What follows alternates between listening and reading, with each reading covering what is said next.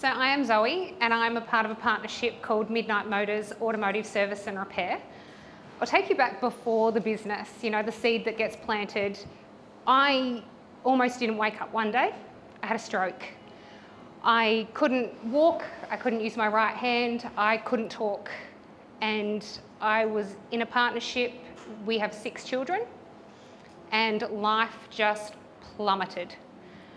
My partner was told he couldn't take any time off work, that they couldn't afford to lose him, and I couldn't drive, feed myself, shower myself, do anything. And his mental health declined to the point where he finally got Christmas annual leave about 4 weeks later, and he could not bring himself to go back to work. He mentally just could not cope. Months prior, there was a seed planted that I said, you're a mechanic getting paid minimum wage for a job that you don't get recognised for. What are you doing? Everyone around us says, open your own shop. But who can afford to do that? Who can afford to just, today I'm not going to pay my bills and I'm going to figure out how I'm going to do this? Well, lo and behold, a stroke and some mental health issues. And 2 a.m. on February, I think it was like the 13th, he rolled over and woke me and was like, let's do it. Let's do Midnight Motorz. And I was like, what are you talking about? And he's like, Midnight Motorz, that's what we're going to call ourselves. Let's make this happen. We could not afford rent. We had St. Vinny's helping us out with food. We had 1 car and I was still not walking. And I was like, okay, I can't go back to nursing. I'm a liability. So we spoke to a friend who had a garage in Pearcedale, and he said, I've been telling Matt to go into business on his own for 7 years. I have a hobby hoist, you have a toolbox, put it out on social media and let's start your business. March the 2nd, I registered for our ABN, registered our business name, and we started with a post on Facebook that said, hey guys, we've been doing it a bit tough, want to start a business? Who wants their car fixed? We got an influx of messages, like I think that night I did like 50 quotes, and we were underquoting ourselves so bad, right? It was not good. But we started the business, and we were getting about 1 to maybe 3 cars in the week, but it was we had no outlay, so it was putting food on our table, which was fantastic. 2 months in, things started to get pretty hard. We didn't have an actual income. Matt was struggling. We were still struggling financially. And I went on Google and I found Transcend. And I called Jamie and I'm like, Matt's getting the dough, but they want him to look for work, but he's actually trying to work a business. Not sure what's happening here. Can you help me? He goes, absolutely. So I think it was the next day I called up to catch up with him, and he goes, we've actually got a course coming up in like 2 weeks. And Matt was like, I can't afford to stop working. Can you go to the course for me? And I was like, absolutely. So I went to the course, and that changed my life. Like, it's not even an understatement when you know nothing and you come out of there feeling like this dream is a possibility. In that time of the Business Accelerator course, I sat next to this amazing woman. Some of you might know her as Dr. Linda Wilson. And she was talking to me, and I said to Jamie, I need her. And Jamie said, you can't have her. And I said, no, I need her. And he's like, she's not taking any mentees. And I was like, okay. He's like, will I suffice? And I was like, yeah, I guess. And Jamie was great. He's really started everything with us, but when Linda was available, he definitely got my vibe and he passed her on to me. So we're at this point where we are about July and the business is doing okay. We are getting like 1 to 2 customers a day, so we are really getting up there. By August, we all realised that we couldn't stay in this garage anymore.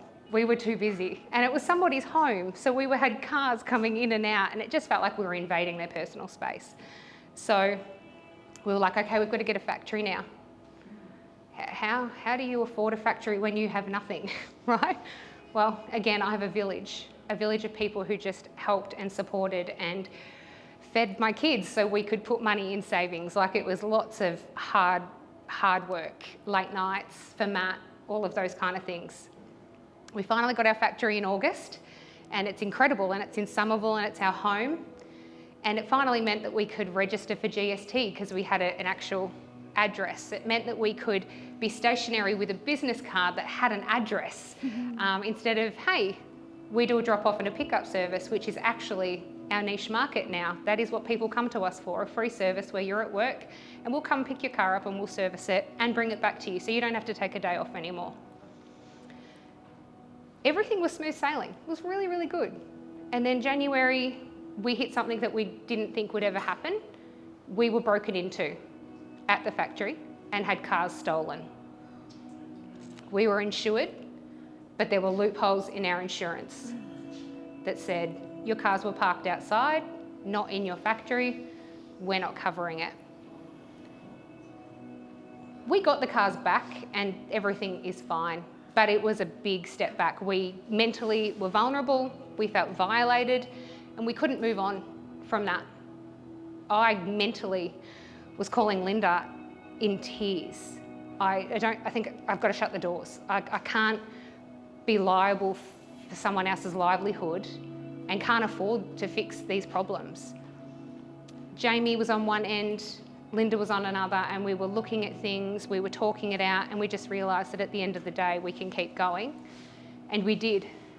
And then we got busier and busier, and now we have an apprentice, a third-year apprentice. Life is incredible. Our revenue is through the roof. We're doing 5 to 6 customers a day. Big repairs, small services, our bread and butter. We have achieved things that we didn't think was possible. We got a second hoist through cash flow that we didn't think we were going to have for another 2 years. And we are now at a point in our business where we are comfortable and almost ready to give ourselves an income that we thought wouldn't happen for another 2 years. We didn't know we were going to get through some of those times. As a startup business with nothing, like starting from nothing, no money, no nothing, you can do it. It's about persistence, and it's about having the team and the village like Linda and Jamie and Rod that got us here. Because I am now living a very nice life that I didn't. These guys saw me at my worst. I was crying every day in my program, and I'm still choking back tears right now, but we got here. And without them, it's not possible. And with every word of mouth, I am not exaggerating when I tell people, if you need help in your business, this is where you need to be. Because I network with people. Our business runs off word of mouth and 1 social media post a week. We are completely booked out for 3 weeks and still taking local servicing each day because that is something I keep to myself. The only other thing I want to say is I'm about giving back, and after being homeless and realising how hard it is as a woman, we are now donating services to the Frankston Community Centre for homeless people and doing minor services of their car to give back to the community, which is so, so important. If anyone can do that within your business without costing you a huge amount of money, I highly recommend. It just gives you a sense of purpose and feeling that you can achieve things that other people think that there is no options. So again, thank you for everything, and I would not be here standing if it wasn't for all of you. Thank you.